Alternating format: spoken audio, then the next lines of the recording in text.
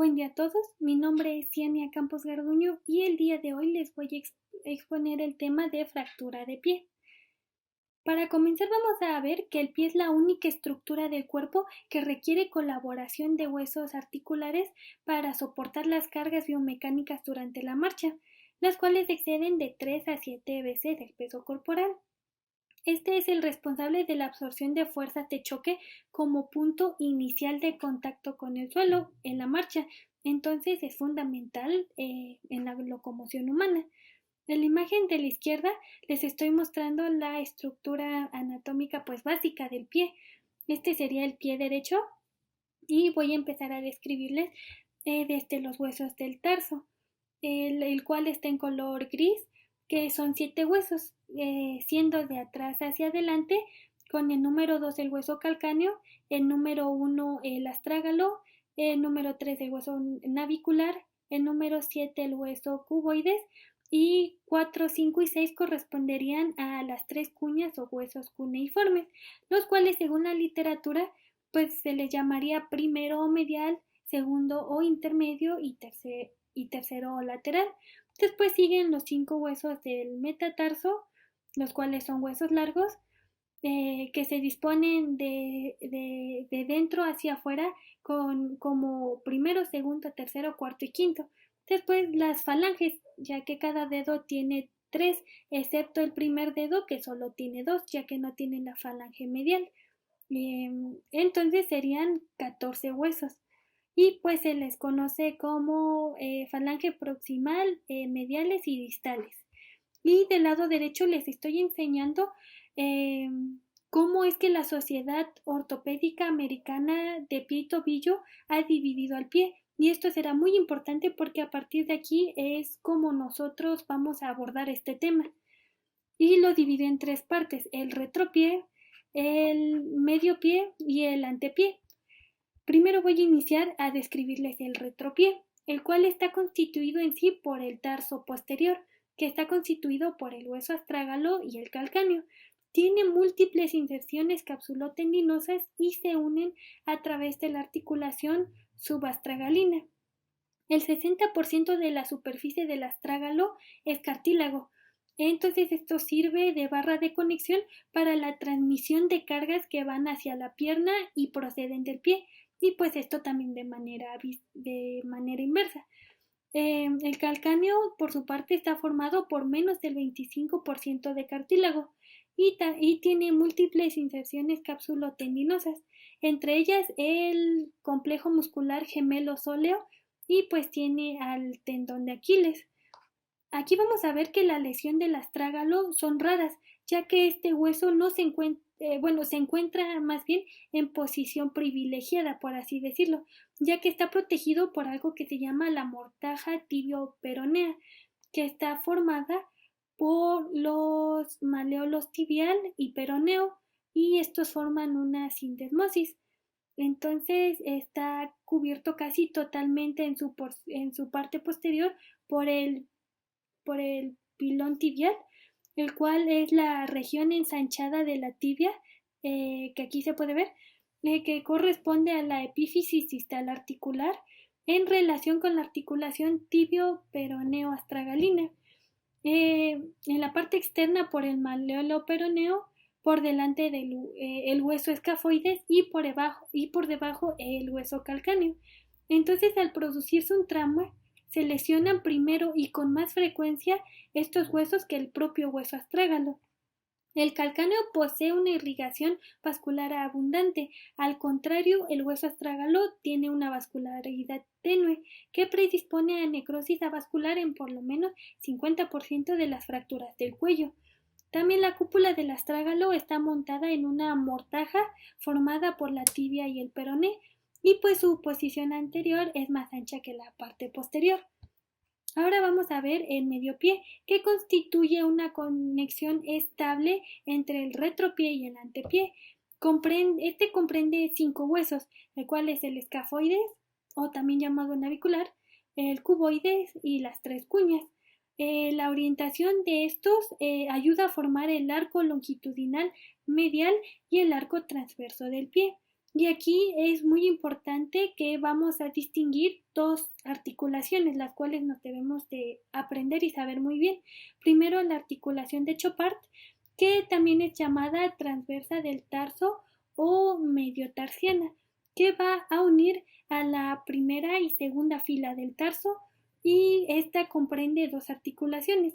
En el lado medial, la astrágalo calcáneo navicular, o también llamada talo calcáneo navicular, y en el lado lateral la calcáneo cuboidea.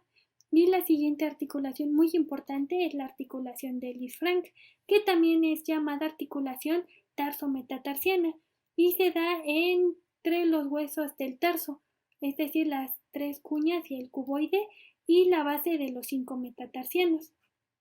Y la siguiente división es el antepié, el cual está formado por huesos largos, que son los 5 metatarsianos y las falanges correspondientes a cada dedo.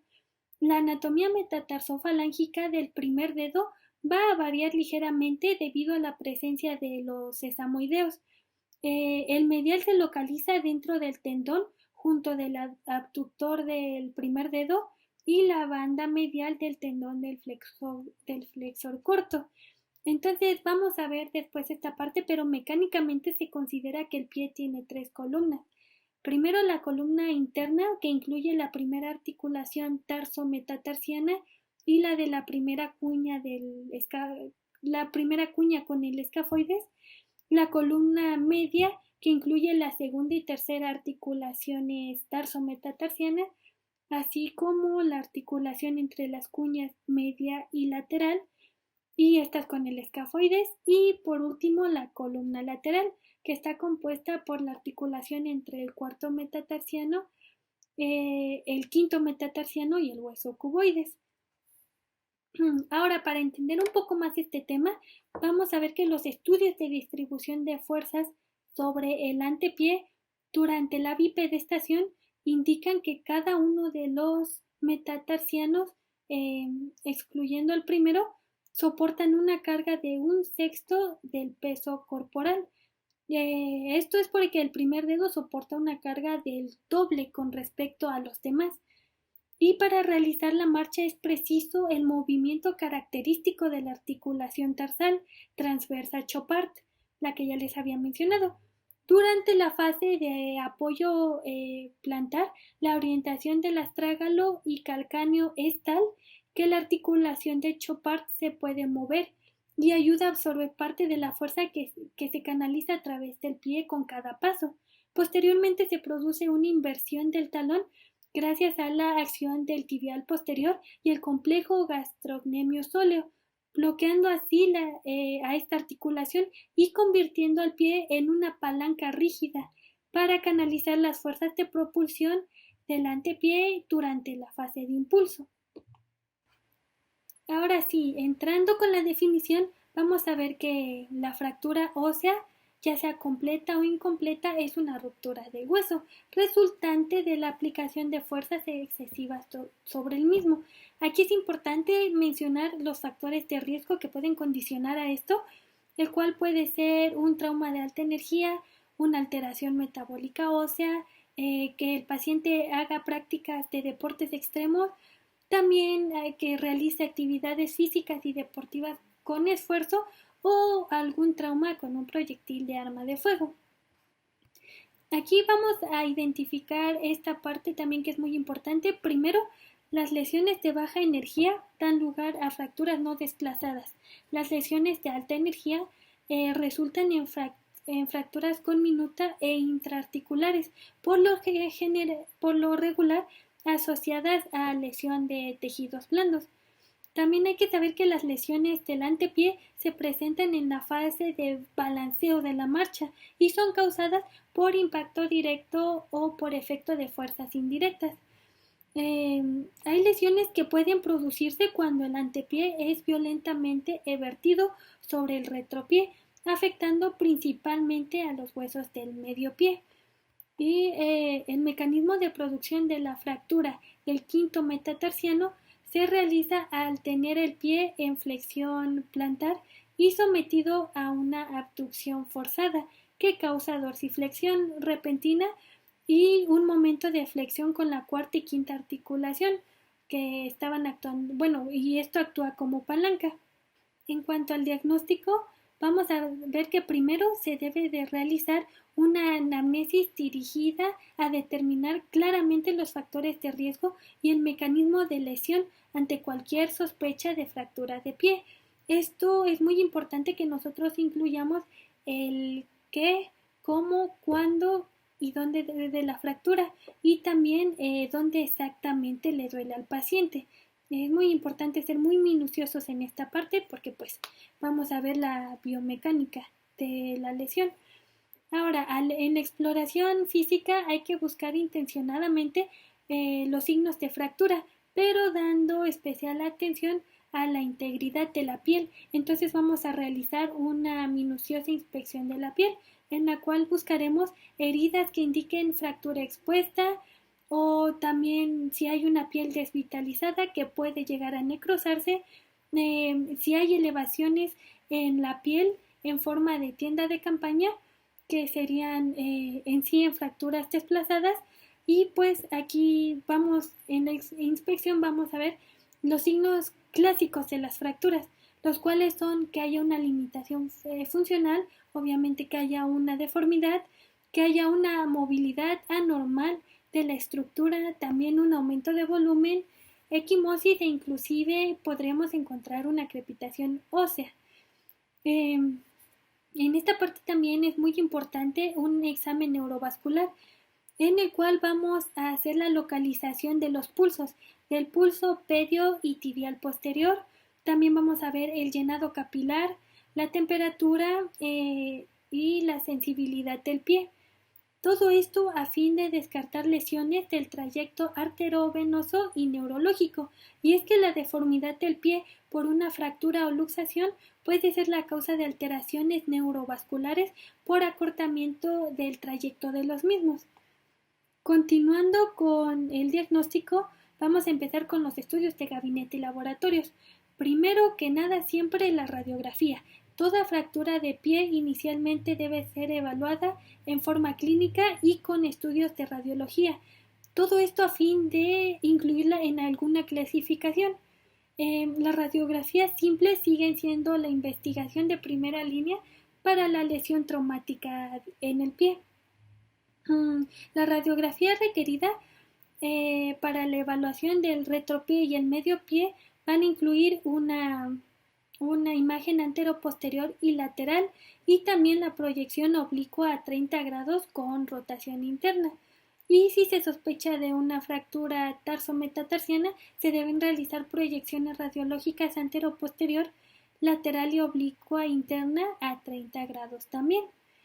En esta parte vamos a ver, la guía menciona las reglas de Ottawa que fueron desarrolladas por Steele y estas corresponden una herramienta útil en la correcta indicación de radiografías en los pacientes. Pero bueno, esto es lo que menciona la guía. Sin embargo, como vemos en esta tabla, las indicaciones para las radiografías son varias. Y lo que pasa es que estas reglas dicen que son para reducir el número de radiografías y ellos les llamaban innecesarias.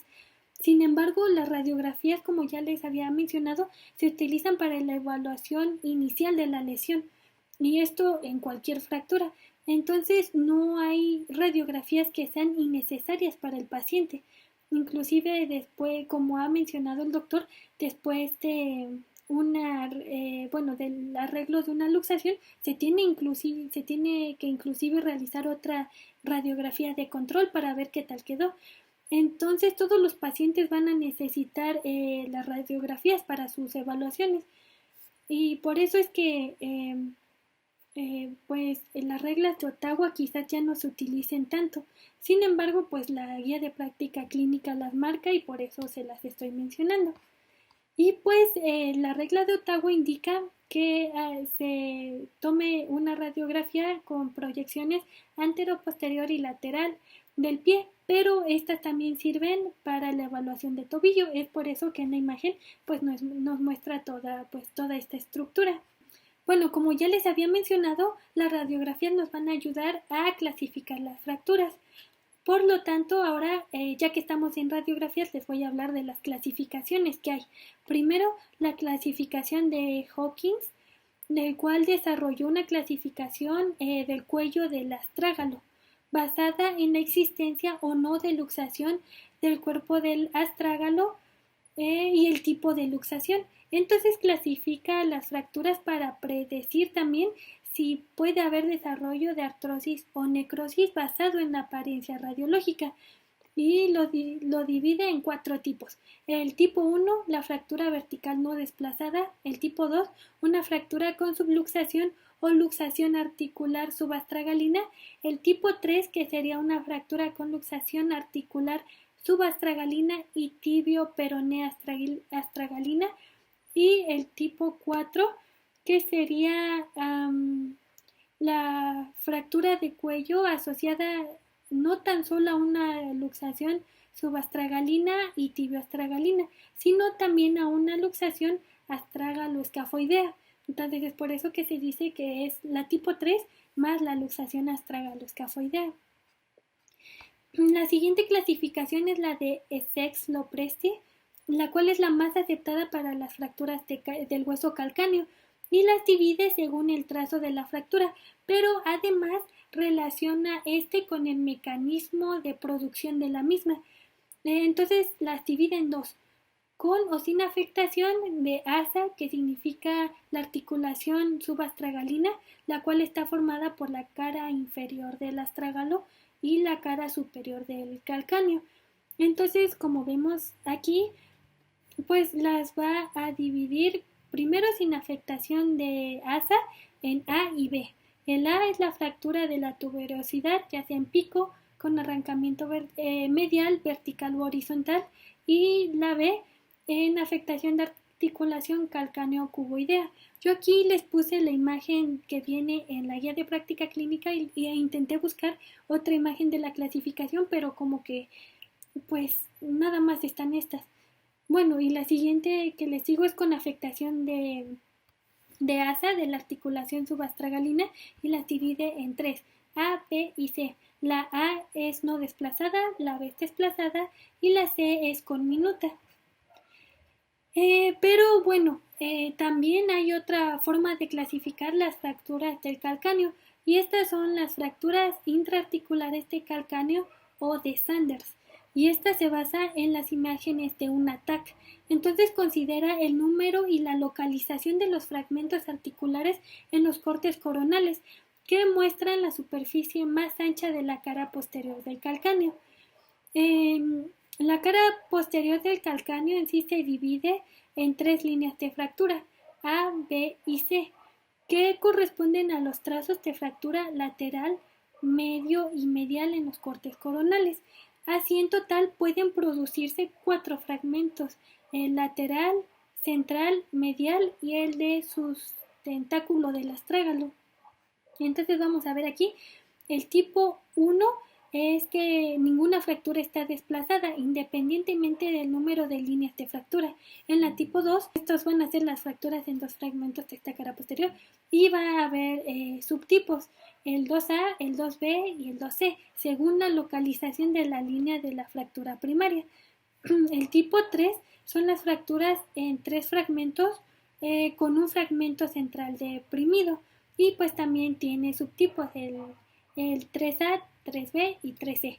Y la tipo 4, que son fracturas articulares en 4 fragmentos, y estas tienen con minutas, como vemos en la imagen. La clasificación que sigue es la fractura luxación de Lisfranc. Bueno, recordaremos que la articulación de Lisfranc o tarso-metatarsiana está formada por la hilera distal de los huesos del tarso, que son las 3 cuñas y el cuboides, y por las bases de los 5 metatarsianos, como ya les había comentado. y entonces esta se basa en 3 columnas mecánicas del pie y nos ayuda en la planeación del tratamiento también. Entonces vamos a ver que en la tipo A es una incongruencia total. Este implica el desplazamiento de los 5 metatarsianos con o sin fractura en la base de los segundos metatarsianos. La tipo B, que es una o más articulaciones y se mantienen intactos. Y bueno, este se divide en tipo B1, que representa la incongruencia parcial con luxación medial, y la tipo B2, que representa una incongruencia parcial con luxación pero lateral. Entonces aquí el primer metatarsiano y el cuneiforme podrían estar involucrados. Luego las de tipo C, que son de tipo divergentes. Entonces la tipo C1 son divergentes con un desplazamiento parcial y las tipo C2 son divergentes pero con desplazamiento total. Y aquí en la imagen podemos ver estas flechas en color negrito. Pues estas flechas representan las fuerzas a través del pie que conducen a un patrón divergente. La clasificación que sigue es la clasificación de la fractura del quinto metatarsiano y esta se le llama zona de Lorentz, la cual divide la parte proximal del quinto metatarsiano en 3 zonas, como podemos ver en este dibujo. La zona 1 es el área en la que ocurren las fracturas por abulsión y es donde se inserta el tendón del peroneo lateral y se dice que la fractura es producida por la acción de la aponeurosis plantar que se inserta en la tuberosidad del quinto metatarsiano. Entonces el mecanismo de producción de la lesión en esta zona 1 pues es la inmersión forzada con el talón levantado. En la zona 2 es una fractura que ocurre en la unión metafisaria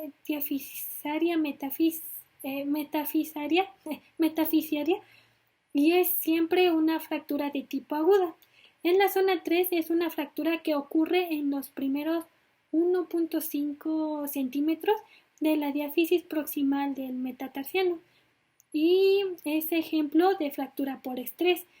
Esta no es una fractura de tipo aguda y siempre tiene síntomas pondrómicos o tiene cambios radiológicos previos del estrés repetitivo. Y pues este tipo de fracturas puede ocurrir en militares o corredores o en deportistas de salto. Bueno, con esto terminamos las clasificaciones de las radiografías. Y ahora lo que sigue también es que nosotros para el diagnóstico podríamos hacer una tomografía, la cual permite una mejor visualización de las líneas de fractura y desplazamiento de los fragmentos y también permite dividir las fracturas en intra y extraarticulares, además de que también esto nos permite determinar la participación de tejidos blandos y pues se recomiendan fracturas conminutas, con desplazamiento, fracturas por compresión y lesión de tejidos blandos. Todo esto, claro, obviamente previa evaluación de los mecanismos de lesión y de la radiografía simple. También podríamos usar una TAC y ecografía dúplex, los cuales son sensibles y específicos en lesión vascular y este tipo de lesiones se da, ocurre en un trauma extremo. También podríamos utilizar una angiografía o angiotac, pero nada más en el caso de lesión arteriovenosa y en politrauma. Ahora, esto lo marca la guía, pero únicamente son los estudios que se le mandan a hacer a un paciente al que se le va a hacer una cirugía. Y pues estas guías preoperatorias, pues los estudios de siempre, un electrocardiograma, una tele de tórax, la biometría hemática completa, los electrolitos, transaminasas, las pruebas de coagulación y bueno, todos estos estudios de preoperatorios, lo cual su objetivo es determinar el riesgo del paciente de acuerdo a su edad y comorbilidad y los factores de riesgo que ellos puedan tener en una cirugía, dado el caso. Continuaremos con el tratamiento de las fracturas del pie. Primero les voy a hablar del tratamiento farmacológico y este va a ser el tratamiento del dolor y en dado caso de que se vaya a hacer una cirugía, pues una profilaxis con antibiótico. El tratamiento para dolor aquí el de primera elección es el paracetamol, a dosis bajas y a un máximo de 4 gramos al día. La segunda elección sería un AINE, como yo les había comentado en una de mis exposiciones anteriores, pues la diferencia del por qué el paracetamol y no un AINE antes es por los beneficios y la seguridad que te da el paracetamol ante un AINE. Entonces, bueno, el AINE debe de ser de corta duración y en mínima dosis, y pues la guía ponía, por ejemplo, el ibuprofeno, pero pues ahorita les voy a dejar la tabla que también nos da la guía de práctica clínica, en la que pueden ver todos los fármacos y pues sus características. Y bueno, la guía recomienda una cefalosporina de primera generación como profilaxis antibiótica en dosis única. Y esta va a ser, se va a aplicar antes y posterior a la cirugía para evitar complicaciones.